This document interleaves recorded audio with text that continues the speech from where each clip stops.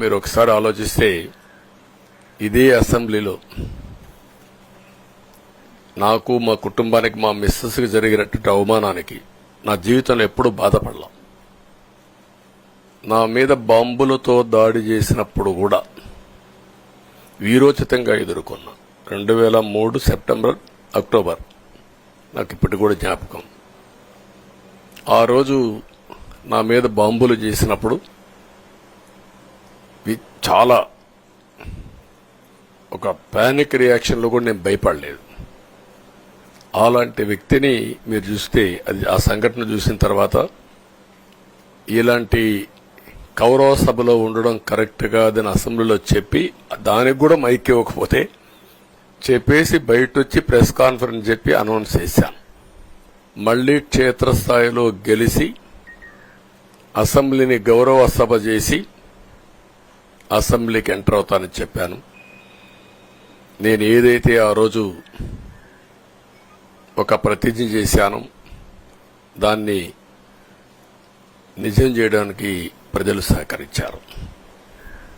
మామూలుగా సహకారం కాదది. నేను ఇన్ని సంవత్సరాలు చాలాసార్లు చాలా ఎలక్షన్లు గెలిచాం, కొన్ని ఎలక్షన్లో ఓడిపోయాం. ఎలక్షన్లో ఓడిపోయినప్పుడు నేను ఎప్పుడూ కుంగిపోలేదు. ఎలక్షన్లో గెలిచిన తర్వాత గంతులేయలేదు. నిబ్బరంగా ఓడిపోయినప్పుడు ఒక బాధ్యత ప్రతిపక్షంలో ఉండి పనిచేయాలి, గెలిపించినప్పుడు ఒక బాధ్యత ప్రజలకు మెరుగైన సేవలు అందించి వాళ్ళని ముందుకు తీసుకుపోవాలని ప్రయత్నం చేశాం. ఎప్పుడూ ప్రజాప్రచారనే ఉన్నాం. అలాంటిది జరిగిన తర్వాత ఈరోజు మళ్లీ ఇదే అసెంబ్లీకి నేను ఏదైతే చెప్పానో అది చేసి వెళ్ళడం అనేది ఒక తృప్తి, ఒక గౌరవం. ఆ గౌరవాన్ని నిలబెట్టిన ప్రజలను కూడా మనస్ఫూర్తిగా అభినందిస్తూ మీ రుణం తీర్చుకుంటాం. ప్రజలు గెలవాలి, రాష్ట్రం నిలబడాలి. దీనికోసం ఎన్ని త్యాగాలైనా సరే చేసి మళ్లీ భావి తరాల భవిష్యత్తు కోసం ముందుకు పోవాలని చెప్పి వెళ్ళాం. నేను చాలా ఎన్నికలు చూశాం. 10వ ఎన్నిక నిన్న. అంటే ఇన్ని ఎన్నికలు చూసిన అంటే ఎన్నికలు చూడడమే కాకుండా ఈ ఎన్నికలన్నీ at the helm of affairs ఉండి ఎప్పటికప్పుడు సమీక్షలు గాని ఇవన్నీ నిర్వహించడం కూడా చేశాం. రాజకీయాల్లో ఒడికిదుడుకులు సాధారణంగా ఉంటాయి. ఎవరు శాశ్వతం కాదు. దేశం శాశ్వతం, ప్రజాస్వామ్యం శాశ్వతం, రాజకీయ పార్టీలు శాశ్వతం, అధికారం అశాశ్వతం. రాజకీయ పార్టీలు కూడా సక్రమంగా ఉంటే మళ్లీ ప్రజలు ఆదరిస్తారు. లేకపోతే రాజకీయ పార్టీలు కూడా చాలా పార్టీలు కనుమరుగైపోయినాయి. వ్యక్తులు కనుమరుగైపోయారు, రాజకీయ పార్టీలు కనుమరుగైపోతాయి. కానీ ఇంత హిస్టారికల్ ఎలక్షన్ నేను ఎప్పుడు చూడలా. నా జీవితంలో చాలా ఎలక్షన్స్ ఫేస్ చేస్తే కానీ వేవ్ కనపడేది, వ్యతిరేకత కనపడేది. కానీ ఈ ఎలక్షన్లో ఎక్కడో అమెరికాలో ఉండే వ్యక్తి ఒక 5 లక్షలు 10 లక్షలు ఖర్చు పెట్టుకొని నేను రావాలి, ఓటేయాలి, రాష్ట్రం నిలబడాలి, ప్రజలు గెలవాలి అనే ఆవేదనతో వచ్చారు. ఎక్కడో పక్క రాష్ట్రాల్లో ఎక్కడో కడుపు నిండడం కోసం కూలి పనులకైనటువంటి వ్యక్తులు, పాచి పనులు చేసుకునే వ్యక్తులు సొంత డబ్బులు పెట్టుకొని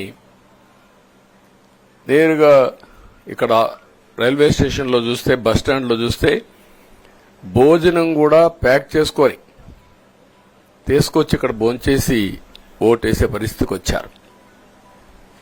ఈ కమిట్మెంట్ ని ఏ విధంగా వర్ణించాలో నాకైతే అర్థం కాదు. ఏ విధంగా వాళ్ళని అభినందించాలో కూడా అర్థం కాని పరిస్థితి. అనేక ఎన్నికల్లో అనేక అనుభూతులు చూశాం. కానీ మేము అన్ని ఎన్నికల కంటే ఇది ఒక తెలుగుదేశం పార్టీ చరిత్రలో, ఆంధ్రప్రదేశ్ రాష్ట్ర ప్రజల చరిత్రలో సువర్ణాక్షరాలతో లిఖించదగ్గ ఎన్నిక. ఇది ఒక హిస్టారికల్ ఎన్నిక. ఆగస్టు క్రైసిస్ తర్వాత ఎన్టీ రామారావు గారు పార్టీ పెట్టిన తర్వాత 83లో మేము గెలిచాం. అప్పుడు 200 సీట్లు వచ్చాయి. కొత్తగా పార్టీ పెడతానే ఎన్నికలకు వెళ్లి 9 నెలలు అధికారంలోకి వస్తే 200 సీట్లు వచ్చాయి.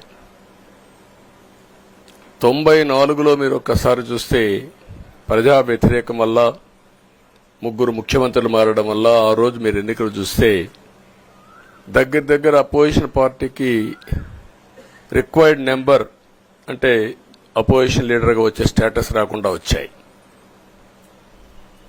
అవన్నిటిని వర్పించే విధంగా ఈసారి ఊహించని విధంగా వచ్చింది.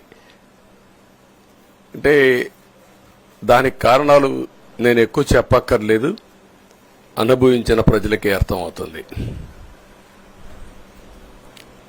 ఎప్పుడైనా సరే ప్రజాస్వామ్యంలో ప్రాథమిక హక్కు మాట్లాడే స్వేచ్ఛ. ఆ స్వేచ్ఛనే కోల్పోవాల్సి వచ్చింది. అదే కాదు, బ్రతికే స్వేచ్ఛ, ఆస్తులు పెట్టుకునే స్వేచ్ఛ, ఇవన్నీ కోల్పోయే పరిస్థితి వచ్చింది. అందుకే మీరు చూస్తే మొన్న ఎలక్షన్లో సరే ఏ విధంగా మేమందరం కలిశాం అవన్నీ మాకంటే ముందు మీకే తెలుసు. కలిసినప్పుడు ఎవ్రీ ఈవెంట్ ఇవి వేదిక నుంచే ప్రారంభించాం. అక్కడి నుంచి ముందుకెళ్ళాం. ఆ రోజు చెప్పాం, ఈ రోజు ఒకటి చెప్తున్నాం.